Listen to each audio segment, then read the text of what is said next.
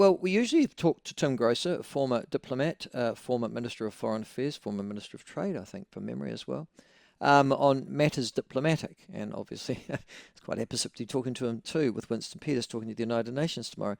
But that's not the why I've got him on the show today. It's to talk about a potential geothermal breakthrough that may just solve New Zealand's energy crisis. It won't be immediate, it'll be long term, but it's that sort of blue sky thinking that, frankly, humankind needs at the moment on any number of levels. And now we're about to talk to Tim about one that might be happening in our own backyard. Tim, lovely to have you on the show again. Welcome to the platform. Oh, good morning, Michael. Listen, just before we talk about the geothermal issue, your take on what Winston's going to say to the UN, tomorrow, is it, 1 o'clock? Well, I think he's got a very difficult threading the needle job given what's happened on the recognition of Palestine by some of our closest friends. I have no insight into how Mr. Peters is going to handle it, but he's certainly got enough experience to make his own judgments. It's not his own judgment, though, is it? It's the government's judgment and the judgment of New Zealand. Correct. So one presumes that the cabinet will have come to a particular position. I don't know. I Correct. mean, you were around before it got quite this complicated, but in a position where cabinet has three constituent parties, and one of them obviously believes, I'm thinking the ACT Party in particular, that there shouldn't be recognition. What happens in those such situations? Is it a majority around the cabinet table? Well, when I was a cabinet minister, to be frank, the relationship we had with our one coalition party, which was Te Pāti Māori, a political party that is like light years removed from what it is today, and all the discussions that I ever had with Tariana and Peter Sharples were extremely professional, pleasant, and easy.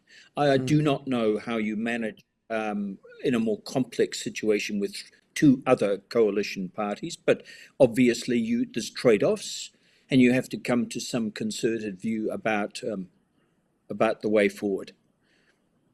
But generally, I'm not really insightful on what on earth is going to happen to the threading of the needle in terms of Winston's speech tomorrow. Yeah, well, I was actually read out earlier in the week, Tim, the number of countries that hadn't actually recognised Palestine, and I was quite surprised by the numbers that were there. Like, for example, Italy and Germany were two of them. Hungary was another one. Oh, yes. There are Do some you have any very insight as to why heavy-duty Italy and Germany Western. aren't all that keen? Well, I don't know the inside story, but it's absolutely correct that there are some very heavy-hitting, important developed countries that have not bought this line. Obviously, one is looking at recognising a non-existent state as a political statement. But where the government comes out, I'm not going to express a view here today, Michael. You'll express one afterwards, though? No, I made a deliberate decision when I finished my last formal government job as ambassador to the United States, that in public comments I'd stick to something where I've had decades of professional experience, and I'm going to stick to that rule. Fair enough, mate. Well, All right. because you see, No, I if see you your problem. become just Yeah. yeah, No, I respect that. I don't have a problem, but and you're still dealing in the real world too, and at the end of the day, Tim, that's not what we're going to talk about today, though. It's not what I got you on the show. It was to talk about right. an idea that may represent something of a breakthrough, and I'm not sure I've seen this talked about in many places at all. Could you please take us through this incredible piece of innovative thinking? Well, first of all, Michael, I've been working for New Zealand governments, would you believe, since 1973, when I was a junior Treasury economist. And I've been given some pretty awesome responsibilities, particularly in the international trade field. More as an official, I would say, frankly, than as the Minister of Trade. But I've rarely been as excited as anything as I am about this. If there's ever a living demonstration of what is close to a magic bullet. This is it. If, and this is the huge qualification, if our engineers and scientists can make it work, because this will be the first concerted global attempt to try and prove the engineering feasibility of accessing what is essentially unlimited energy and renewable energy. And the crucial issue for your listeners to grasp is this. Well, a couple of associated points. First of all, we always, I think quite correctly, see ourselves as a small country, and that's true. But there are two or three things of international significance where New Zealand is not a small country, like dairy products. We're a larger exporter than all of Italy, EU, etc. combined. We're twice the size of the United States. Sheep meat and a few sports like America's Cup yachting and geothermal. New Zealand is a globally important country in geothermal. We're the fifth largest producer in absolute terms in the world. And we've got technology and engineers that are world class. So the first thing to get out of our mind is that this is too big for us. We are in a position to repeat what our predecessors in 1958 did when they built Wairaki, which was the first scale geothermal plant using new wet steam technology to be built anywhere in the world. So the government's made this decision, which I'm very excited about, to drill 3 experimental wells. These are not commercial wells. These are research wells. We've got the funding earmarked for the first of these wells. I'm in charge of the overall coordination of advice through MB to Minister Shane Jones and Minister Shane Retty and the rest of ministers through them, of course. And we've pushed the go button. I'm extremely excited by it, but there are formidable problems that have to be resolved by our experts. Okay, so the concept is?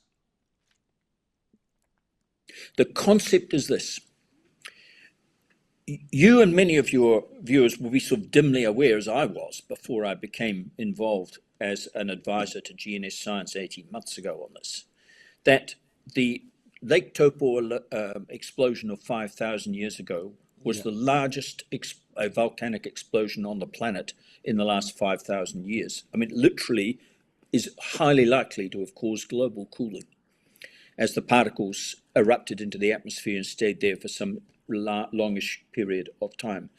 So we live on the top of a bomb, as it were, as a consequence of being on the ring of fire. Japan is in a similar position, as are parts of the west coast of the United States.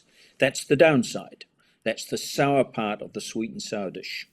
The sweet side is that we are unusually well placed to exploit the unlimited energy that lies at greater depths than conventional geothermal wells have dug to date. Now, in most parts of the world, you have to dig bloody deep. But because of the unusually favourable conditions in the Taupo volcanic zone, this huge triangle that starts at White Island and goes through the desert road, we can access this super hot temperature energy source at relatively shallow depths of around about 5 to 6 kilometres. So that's typically, maybe twice the depth of a conventional drill. Now, drilling the hole 5 metres deep is a non-issue. We can easily do that. The issue as associated with that is providing the technologies to withstand the extreme conditions as you drill deeper towards the magma and the temperature starts to go through the bloody roof and you get corrosion and all sorts of metal expansion issues that a conventional geothermal well does not have to confront. So we've just got to back ourselves here. It's our engineers who are the solvers of this problem. It's not really a science problem. It's really an engineering problem. And we've got world-class engineers. Their predecessors solved this problem 70 years ago when we had a government ready to stand up and back them. And we've got the government ready to stand up and back them now. And if it works, in about 10 years' time, it will transform this country. I know that's flowery language, but honestly, if it works, this will transform the longer term trajectory of this country. Right. So the idea is you drill down and presumably you put something down that hole that comes up another hole. Are you talking about water? Are you to have to generate Yes, that yes, we're yeah. talking about accessing these giant reservoirs.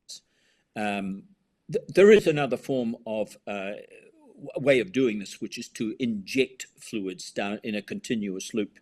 But my understanding, and you have to understand, I'm not a geothermal scientist or an engineer. I'm relying on experts who advise me on this. But that's not what we're shooting for.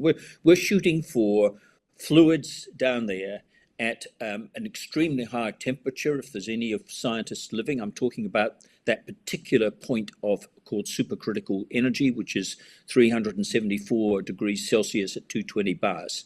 And at that point, the enthalpy or the energy goes through the roof.